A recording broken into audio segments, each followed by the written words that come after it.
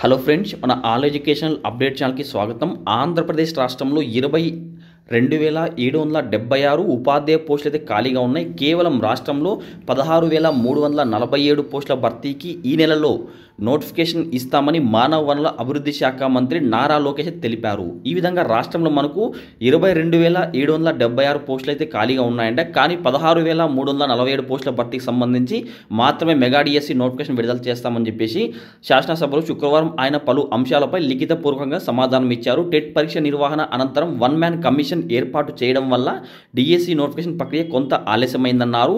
Notification జారీకి ముందే న్యాయపరమైన చిక్కులు లేకుండా అన్ని జాగ్రత్తలు తీసుకోవాలని అధికారులకు సూచించామని చెప్పారు. ఈ విధంగా రాష్ట్రంలో అయితే మనకు ఈ నెలాఖరులోగానే 16,340 టీచర్ పోస్టుల భర్తీకి సంబంధించి మెగా డిఎస్సి నోటిఫికేషన్ అయితే విడుదల కాబోతోంది.